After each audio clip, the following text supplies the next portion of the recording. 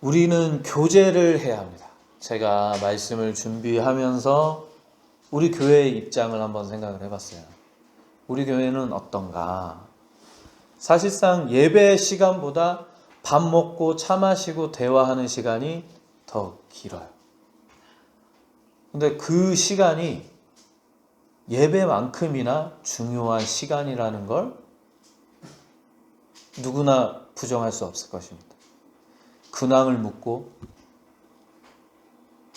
어떻게 사는지 근황을 묻고 걱정을 하고 또 일주일에 한 번 보면서 서로를 격려하고 그 시간이 너무나도 귀하죠. 우리가 예배만 드리고 간다고 한번 생각을 해봅시다. 우리 교회가 행복할까? 돈독할까? 하나님의 말씀이 더 잘 들어갈까? 결코 그렇지 않습니다. 제가 개인적으로만 생각을 해도 교제가 그만큼 중요하다는 생각이 들어요. 우리가 카톡방에 자꾸 이렇게 사람들을 부르고 동령이 그렇게 열심히 일하는데 우리도 이번 주에 격려해줬죠. 그 작은 말 한마디가 쌓여서 나중에 힘이 될 줄로 믿습니다. 제가 고등학교 2학년 때부터 혼자 살았는데 아무도 저에게 격려해주는 사람이 없었어요. 제가 다니고 있는 교회 목사님도 저에게 연락 한 번이 없었고 누구 한 분 저에게 밥은 먹고 다니냐 라는 말 한마디 건네는 사람이 없었어요. 근데 제가 아직도 잊지 못하는 게 우리 어머니 아버지랑 정말 잘 지내시는 집사님이셨는데 제가 삼촌이라고 불렀어요. 제가 등교하고 있는데 그 삼촌이 지나가면서 저를 봤어요. 야, 지환아, 학교 가니? 네. 막 주섬주섬 3만 원을 챙겨서 저에게 주셨는데 저는 그때까지만 해도 어른들이 주는 용돈을 고지고대로 받는 사람이 아니었어요. 안 받겠다고 괜찮다고 했는데 창문으로 휙 그 3만 원을 휙 던지고 그냥 가셨어요. 근데 제가 그걸 못 잊습니다. 저한테 얼마나 필요한 돈이었고 얼마나 저의 그 배고픔을 달래주는 돈이었는지 한 번씩 생각이 나요, 그분이. 그리고 너무 감사해요. 우리가 교제한다라는 것은 하나님 말씀을 순종하는 것에 있습니다. 두 분 교제하시죠? 아름답게 교제하시나요? 더럽게 교제하시나요? 네? 그죠? 아름다우니까 저렇게 아름다운 한복도 잘 어울리는 거죠. 우리 성경에서도 오늘 본문을 읽어보시면 아시겠지만 교제하라고 말하고 있습니다. 교제하라. 근데 왜 교제하라고 하는지 그 이유를 한번 보겠습니다. 요즘 너무 편해요. AI로 원하는 이미지를 쉽게 만들어요. 이미지 찾는데 엄청 오래 걸립니다, 원래는. 고마워요, 챗GPT. 자, 이 이미지를 보면 어떤 여자가 십자가를 품고 있죠. 근데 막 옆에 피도 흘리고 막 끌려가고 옆에는 병사가 서 있고 그렇죠. 히브리서, 오늘 말씀이 히브리서 말씀인데 이 히브리서 말씀의 배경을 보면 그리스도인들이 핍박을 받고 있는 상황이에요. 우리 지금 너무 편하게 믿고 있죠. 네? 누가 교회 하루 빠진다고 해서 막 잡아가거나 핍박하거나 막 그러지 않아요. 근데 이 시대는 정말 열심히 잘 믿고 싶은데 못 믿도록 핍박하는 시대였어요. 너 예수쟁이야? 너 일로 와. 끌려가고 잡혀가고 매맞고 그런 시대였습니다. 근데 이렇게 힘드니까 믿음이 굳건해질까요? 흔들릴까요? 흔들릴 수밖에 없죠. 왜? 자꾸 힘들게 하고 못 믿게 하고 때리고 잡혀가고 하니까. 그죠? 그런데도 이 여인은 십자가를 가슴에 품고 있습니다. 이 그리스도교 예수님께서 이 땅에 오시기 전에는 유대교가 전통이었죠. 이 사람들이 유대교로 다시 돌아가고 싶었어요. 이렇게 핍박받고 이렇게 힘든데 나 그냥 다시 돌아갈래. 근데 히브리서 오늘 말씀을 보시면 이렇게 힘든 와중에 뭘 하라? 교제하라라고요. 말씀하고 있습니다. 기도도 필요하죠. 예배도 필요하죠. 그런데 핍박받고 매맞고 잡혀가는 와중에 교제를 하래요. 교제를. 이 히브리서는 믿음에 대해서 많이 얘기를 하고 있어요. 오늘 히브리서 10장을 봤지만 11장은 성경에서 말하고 있는 믿음장이라고 합니다. 믿음장. 내가 믿음이 흔들릴 때 봐야 되는 성경이 바로 이 히브리서예요. 이렇게 공동체가 힘듦을 겪는 와중에도, 고난을 겪는 와중에도 교제를 하라고 명령하고 있습니다. 19절 한번 볼까요? 우리 아름답게 교제하는 우리 26살 자매님 한번 읽어주시죠. 그러므로 형제들아 우리가 예수의 피를 힘입어 성소에 들어갈 담력을 얻었나니. 이 말 이해되세요? 예수의 피를 힘입어 성소에 들어갈 담력을 얻었나니. 자, 우리 여기도 성소죠. 교회에 오실 때 담력을 갖고 오신 분 계십니까 오늘? 없죠. 담력을 갖고 왔어요?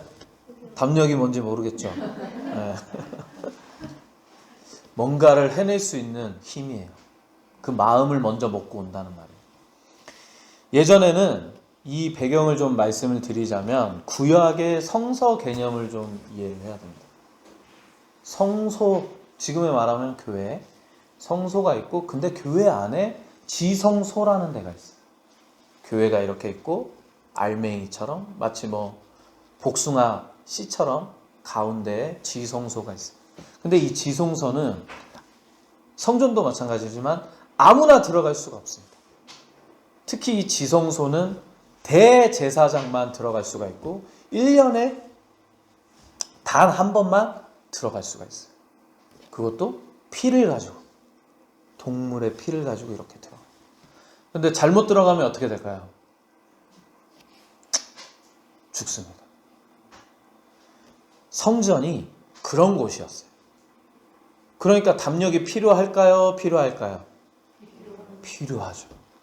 담력이 없이는 성전에 들어갈 수가 없겠죠. 그래서 이 담력을 얘기하고 있는 것입니다. 그러나 그 길이 열렸어요. 근데 그 길을 열어준 분이 누구다?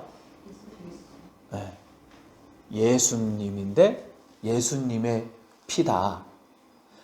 그 대제사, 자, 그냥 제사장도 아니고 대제사장만 들어갈 수 있는 지성소인데 뭐를 들어간다 그랬죠 아까?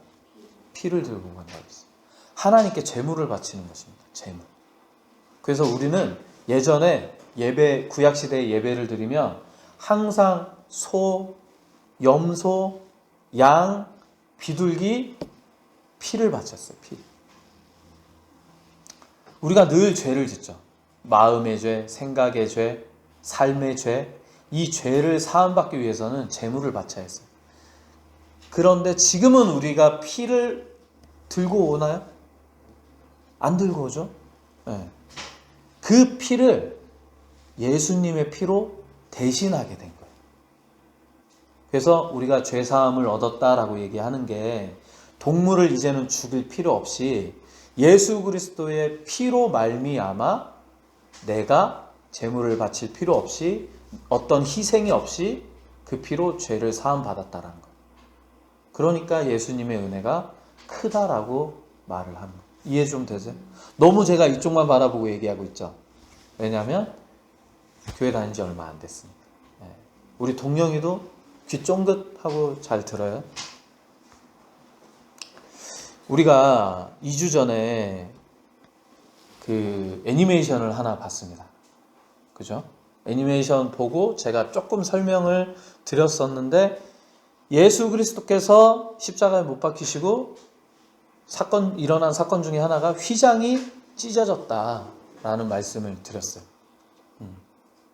이 휘장이 찢어졌다라는 말은 이제 대제사장, 그냥 제사장만 성소에 들어갈 수 있는 게 아니라 우리 모두가 성소에 들어가서 예배를 하나님께 드릴 수 있게 된 거예요. 이게 만인 제사장이라고 합니다. 우리 모두가 직분이 다 다르죠. 권사님이시고 신부님이네. 뭐죠? 집사님이시고 사모님이시고 청년이고 목사고 전도사고 뭐 다 있잖아요. 근데 하나님 앞에서는 우리가 다 똑같은 직분을 가지고 있다는 거예요. 목사가 됐다고 해서 더 귀한 게 아니고, 그냥 일반 성도라고 해서 하찮은 게 아니고, 우리는 모두가 다 하나님이 주신 사명이 있고 그 사명을 잘 열심히 감당할 때에 일반 성도이고 믿음 생활, 신앙 생활 한 지 얼마나 되셨죠? 예. 3년? 3년이라고 칩시다. 누군가는 신앙생활 오래 한 것을 되게 자랑스럽게, 물론 자랑스럽죠. 근데 삶이 되지 않고 거듭나지 않는 그런 오래된 신앙인이라면 보잘것없습니다. 그렇지만 1년이 되고 2년이 됐지만 내가 하나님 앞에 무릎을 꿇고 순종하고 거듭난 사람이라면 그 10년, 20년, 30년 그저 그렇게 믿는 사람보다 하나님이 더 기뻐하시는 분, 더 높임받는 사람인 거예요. 하나님의 시간은 우리와 다릅니다. 이렇게 휘장이 찢어졌어요. 휘장이 찢어졌다는 말은 누구나 다 함께 예배드릴 수 있다라는 것입니다. 오늘 20절 말씀을 보면 그 길은 우리를 위하여 휘장 가운데로 열어놓으신 새로운 살 길이요 휘장은 곧 그의 육체니라. 아멘. 어떤 길? 네, 살 길인데 새로운 살 길. 아까 우리 난로 앞에서 잠깐 얘기를 나눴어요. 결혼을 생각하고 있는데 뭔가 갖춰져서 결혼을 하고 싶다. 당연하죠. 그런 생각 해야죠. 저도 그랬고. 근데 우리가 살아감에 있어서 항상 어떤 문제에 봉착하게 됩니다. 그렇지 않습니까? 유치원생, 초등학생이라고 아무런 문제 없이 살아갈까요? 아니요. 친구와의 문제, 학업의 문제, 부모님께 어떻게 말씀을 잘 듣고 칭찬받고 뭐 그런 문제, 다 문제를 안고 살아가요. 우리 사람이라는 동물은. 그런 문제에 봉착하고 정말 내가 감당할 수 없는 큰 한계에 부딪힐 때가 있어요. 그럼 살기가 막막하죠. 살기가 막막하고 살아있음에도 불구하고 내 심장이 뛰고 있음에도 불구하고 숨쉬기가 어려울 때 우리는 어떤 선택을 하죠? 극단적인 선택을 하는 사람이 있어요. 이렇게 살 바에는 죽어야겠다. 혹시 그런 생각 하신 적 있으세요? 저 있어요. 저도 있어요. 죽고 싶을 때가 있어요. 살아도 아무 행복도 없고, 그런데 그런 한계에 직면할 때 예수 그리스도의 은혜로 새로운 살 길을 마련해 주신 거예요. 우리가 지금 예화를 들었는데 심장이 뛰고 있는 이 세상을 살아가는 삶에 대해서 잠깐 나누었습니다. 그런데 우리가 진짜로 한계를 맞이하는 그 순간은 삶이 끊어질 때죠. 끊어질 때. 내가 자살해서 끊어질 수도 있지만 자연사로 끊어질 수도 있어요. 근데 거기에서 끝이 아니라는 거예요. 또 다른 새로운 삶이 연결되어 있는 거예요. 그게 바로 예수 그리스도의 또 다른 은혜입니다. 우리가 함께 예배 드릴 수 있는 그 길도 열어놓으시고 우리가 죽음 끝에 한계에서 끝나는 삶이 아니라 또 다른 삶을 열어주신 거예요. 우리 부모님 너무 사랑하시죠? 그리고 옆에 있는 지금 아름답게 교제하시는 두 분 너무 사랑하죠? 네. 지금 마음 같아서는, 지금 좀 그렇지만 표현이, 지금 마음 같아서는 내가 이 사람한테 모든 걸 다 해주고 이 사람이 물에 빠지면 내 목숨까지도 바칠 그런 각오가 돼 있지 않습니까 혹시? 물론 살다 보면 그게 변질될 수도 있어요. 하지만 지금 마음이 그렇다는 거예요. 우리 한나 자매를 영원토록 오래도록 보고 싶죠. 인생이 끝나는 그 죽음의 시점에서도 끝나는 것이 아니라 하나님께서 사랑하는 두 청년을 계속해서 만날 수 있는 그 길도 열어놓으신 거예요. 굉장하지 않습니까? 저도 우리 오르나 오백 김보라 씨 사랑합니다. 우리 김보라 씨는 저를 안 보고 싶어 하지만, 그지 오백? 그봐 끄덕. 엄마가 아빠 보고 싶어요? 아니요. 보고 싶단 말 안 해? 네. 그럼 아빠가 오는 거 좋아해? 그러니까 우리 오백이 아닌 것 같아요. 왜? 아빠가 오면 우리가 자꾸 늦게 자니까 싫어하시는 것 같아요. 그건 표면적인 거고 엄마 아빠를 엄청 사랑합니다. 굉장히 큰 은혜예요. 예수 그리스도의 은혜를 그냥 우리가 문자적으로만 이렇게 보면 믿음이 없는 사람은 이게 받아들여지지가 않는 거죠. 근데 믿음이 있는 사람은 감사할 수밖에 없어요. 그래서 믿음을 가져야 됩니다. 그냥 덤덤하고 감동이 안 되죠? 믿음이 없어서. 우리 부모님이 어릴 때부터 계속 키워주시죠. 믿음이 있죠. 우리 엄마 아빠는 내 편이야. 엄마 아빠는 자신들은 굶어도 나를 굶기진 않아. 그런 신뢰가 있잖아요. 믿음이. 하나님에 대한 믿음, 예수 그리스도에 대한 믿음이 있어야 됩니다. 우리 공동체 안에서 사랑을 나누죠. 그게 하나님의 은혜예요. 우리 사랑하는 부모님을 만나게 해주신 거 하나님의 은혜예요. 사랑하는 한나와 남자친구를 만나게 해주신 거 하나님의 은혜예요. 내가 잘나서, 내가 예뻐서, 내가 멋있어서 나로 인해서 그렇게 됐다? 그럼 감사가 있을 수가 없죠. 믿음이 생길 수가 없죠.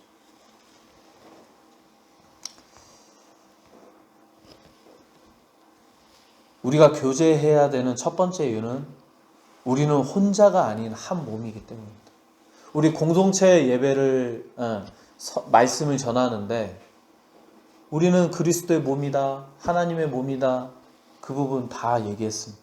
누군가는 눈이 되고 누군가는 입이 되고 누군가는 귀가 되고 누군가는 손과 발이 되고, 근데 그 와중에 무언가 하나 삐끗하면 우리는 장애를 입게 되는 거겠죠.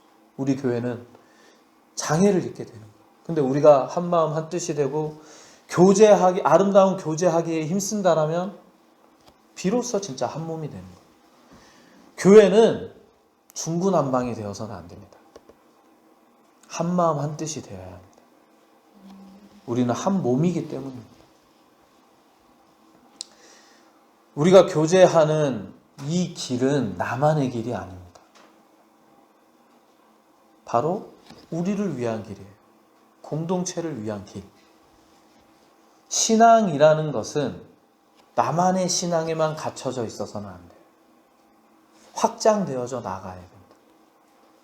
나, 너와 나, 그리고 우리.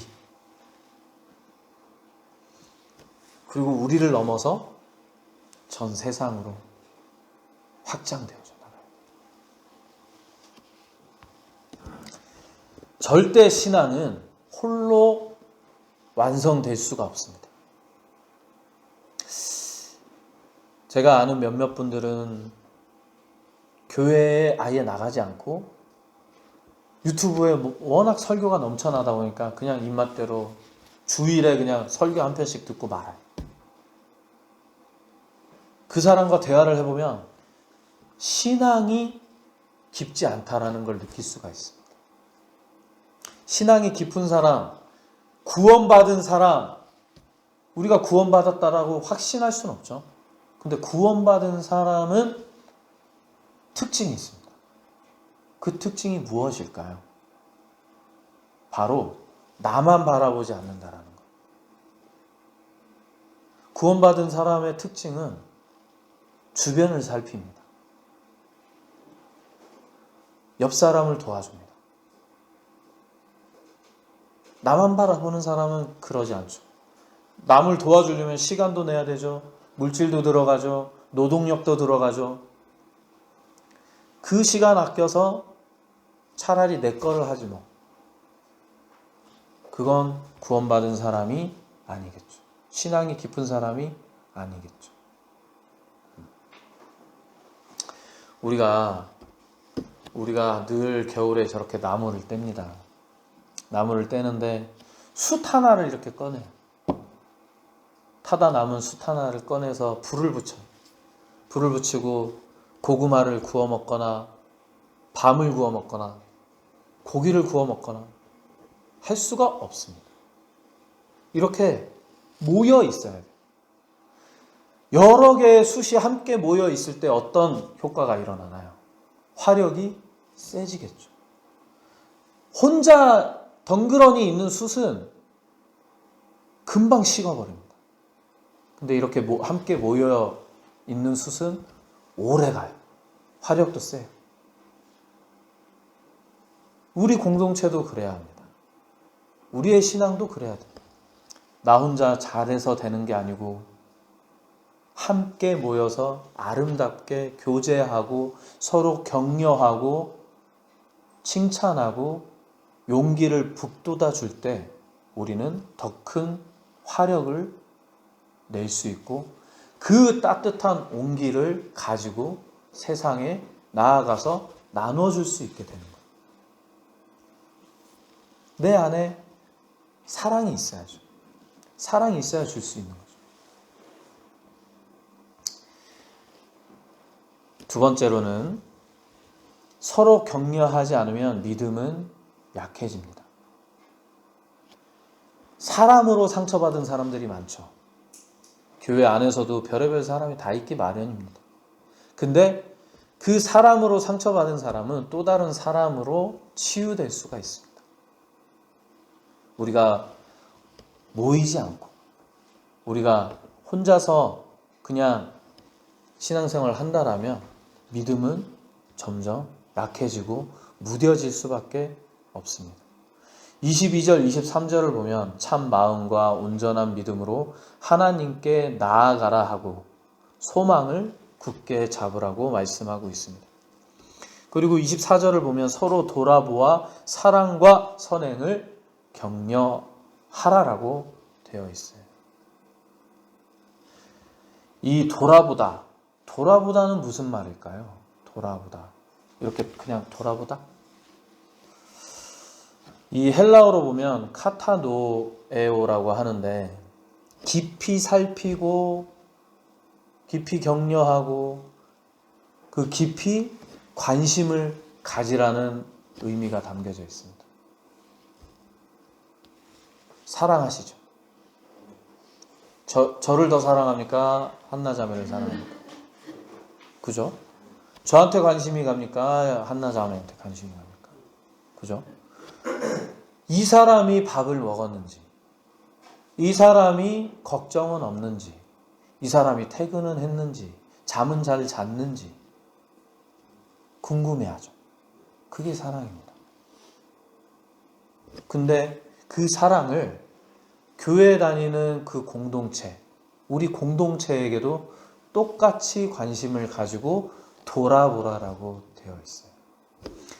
지금 우리 형제님께서 한나를 사랑하듯이 우리가 자녀를 사랑하듯이 그 사랑을 우리가 3분의 1 반만이라도 우리가 그렇게 공동체에 관심을 쏟는다라면 그 공동체는 아름다울 수밖에 없겠죠.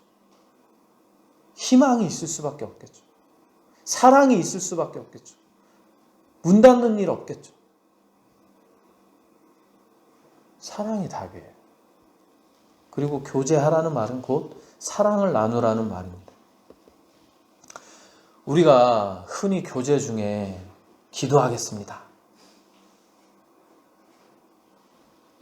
그런 말 많이 들어봤죠, 교회 다니면서. 근데 과연 진실된 기도를 할까요?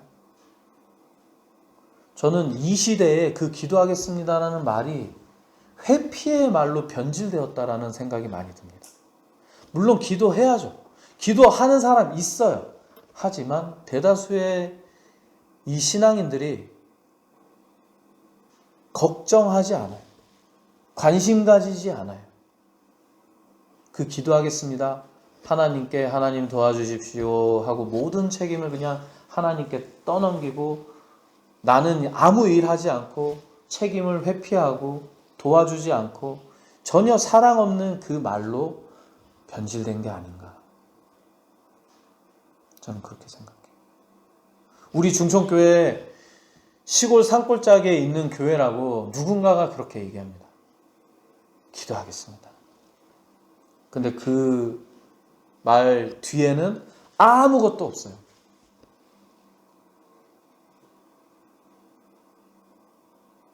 찾아오지도 않아요.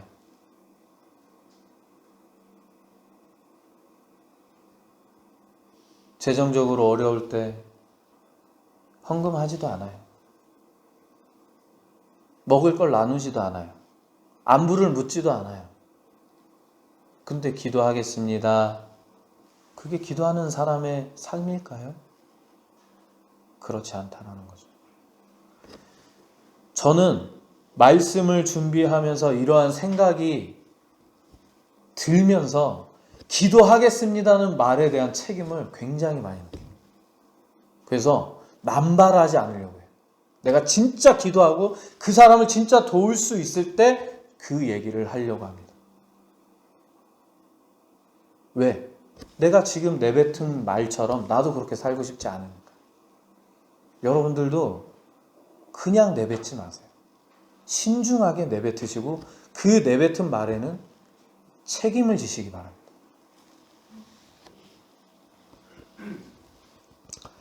우리가 진정으로 돌아보는 교회 되길 원합니다.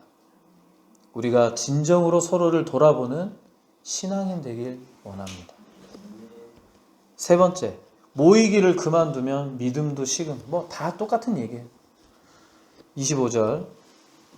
모이기를 패하는 어떤 사람들의 습관과 같이 하지 말고 오직 권하여 그날이 가까움을 볼수록 더욱 그리 하자.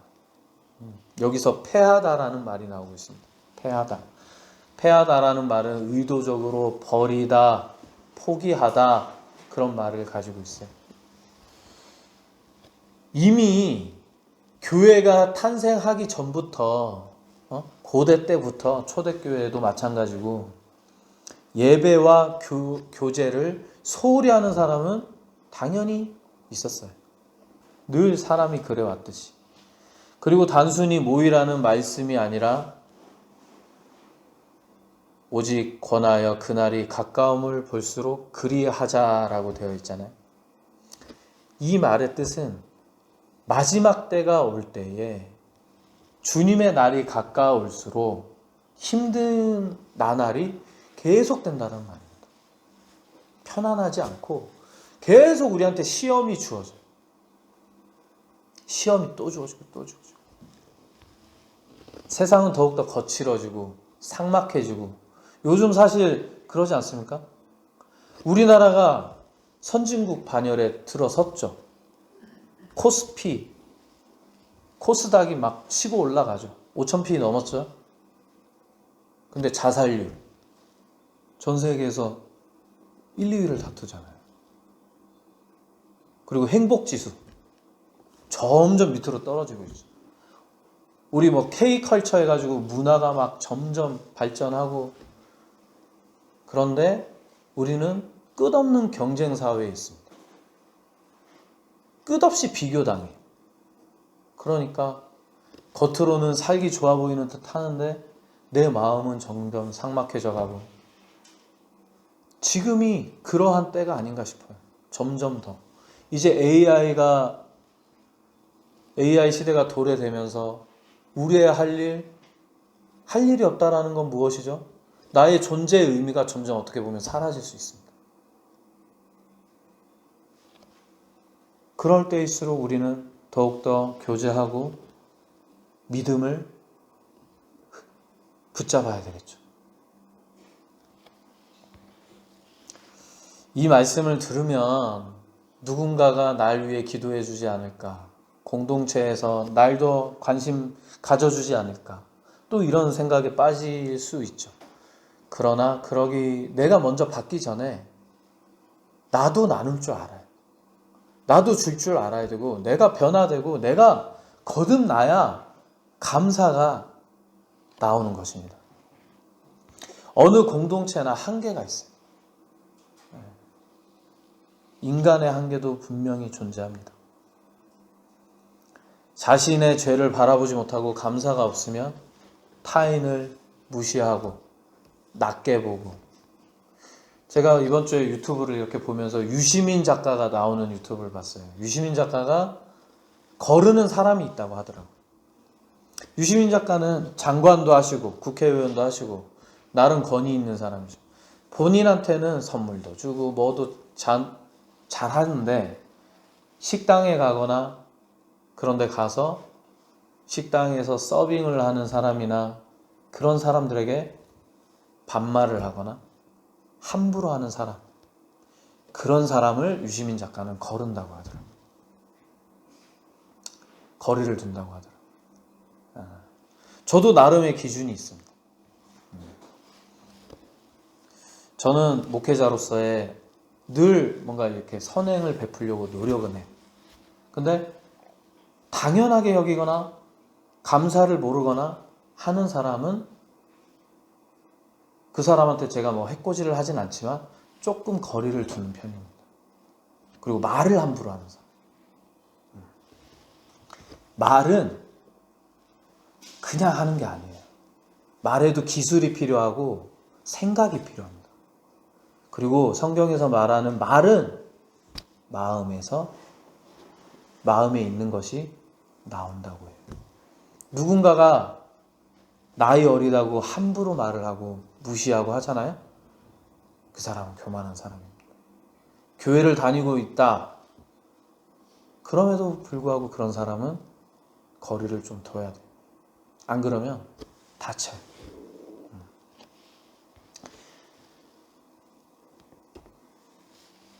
예수님께서 제자들에게 하신 말씀이 있습니다. 너희는 가서 복음을 전하고 복음을 가르치고 병을 고쳐주라. 명령이죠. 근데 그 뒤에 또 중요한 말이 나와요. 근데 그 사람이 거듭나지 않고 변화되지 않고 무례하다면 손을 털고 떠나라.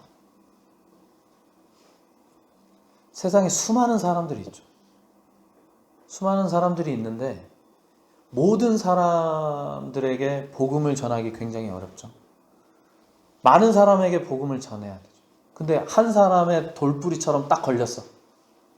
그 사람에게만 계속해서 집중하고 하지 말고 이 변화 안 되는 사람을 털고 떠나요. 오히려 다른 변화될 수 있는 사람에게 집중하라는 말이잖아요. 우리가 최선의 노력은 필요합니다. 그리고 결국 선택은 나에게 있습니다. 여러분들이 신앙을 가지고 살아가되 뭐 여러 가지 겉면의 말을 많이 들을 거예요. 근데 그 말을 순종하고 안 하고는 본인에게 달려져 있습니다. 그리고 말을 해도 안 되면 교제를 할 수가 없어요.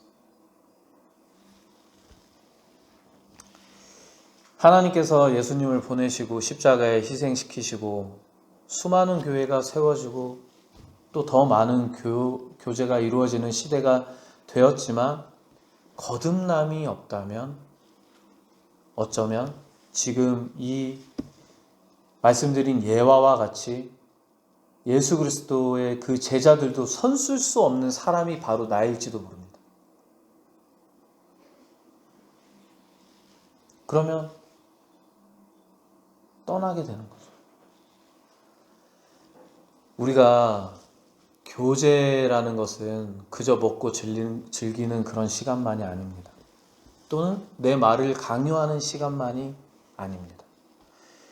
힘든 시간을 함께 견뎌내고 함께 마음을 모으고 함께 격려하며 함께 신앙을 성장해 나아가는 시간입니다. 그 시간을 귀하게 여기시기 바랍니다. 서로를 살피고 존중하는 중촌교회가 됩시다. 주님 오실 날까지 우리 서로 그 손 붙잡고 열심히 아름답게 교제하는 저와 여러분들 되시길 간절히 소망합니다.